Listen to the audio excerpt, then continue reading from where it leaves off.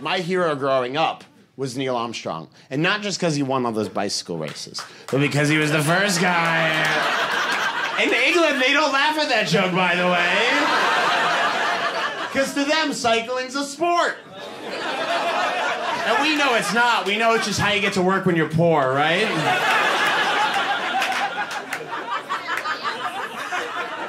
I admire those astronauts because that was our greatest generation. That was America's best moment. We beat Russia to the moon in the middle of the Cold War. And Russian spaceships are really expensive because the way you build a Russian spaceship is you have one large container, then you take the top off, and there's a smaller container inside of it. Then you take the top of that, and there's a smaller container inside of it. Then you take the top of that, and there's a smaller container. I would do this until you laugh, buddy. Then you take the top of that, and there's a smaller container. And in the middle, babushka. And America sent 3 men into space. Ed Aldrin, Neil Armstrong. Anyone know the third guy? Anyone know? No. Michael Collins. It's okay that you don't know. It's better that you don't know. A few weeks ago, someone went, Buzz Lightyear! Michael Collins. Neil Armstrong might be one of the most famous men of the 20th century. There's a movie about him in theaters out right now. Michael Collins was the third guy on that mission.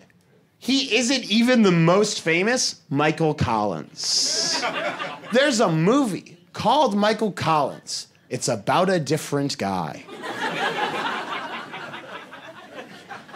But these were like manly men, you know? These were America's best. Like, they all had manly nicknames. Like, Neil Armstrong's nickname was Cap, Ed Aldrin's nickname was Buzz, and Michael Collins' nickname was Michael Collins. And they sent these guys into space. Took them 4 days to get to the moon. I don't know what time it was when they got there, but I know it was nighttime.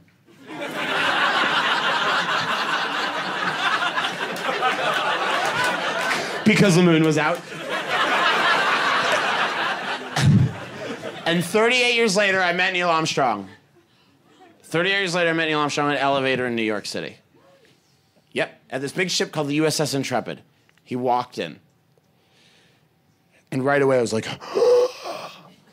and I said, Mr. Armstrong, could I have your autograph? And he went, I don't do that.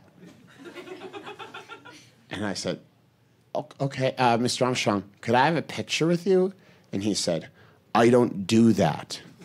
And I said, Mr. Armstrong, could I shake your hand? And he said, go away. And here's something you need to know about me. You might already know.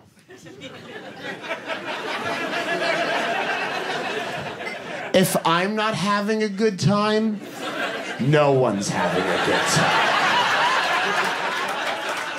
And my brother is with me, and he knows that about me. So as soon as Neil Armstrong says, go away, AJ starts pulling up my jacket. But it's too late, because as soon as Neil Armstrong says it, I just went, well, this is the worst Make-A-Wish I could have possibly asked for.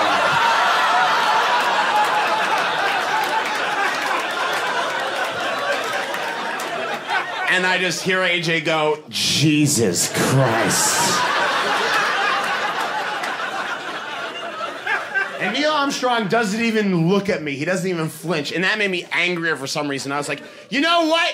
You've been to space. You can't go away in an elevator. And Neil Armstrong, that made him a little uncomfortable. And he took a step away from me. And it was a small step for Neil Armstrong, but it was a giant leap.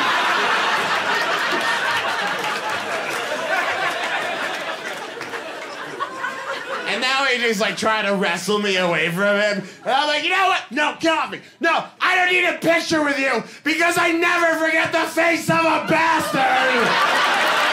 You guys have been absolutely wonderful. Thank you so much for coming. You've been so great. I'm Alex Edelman.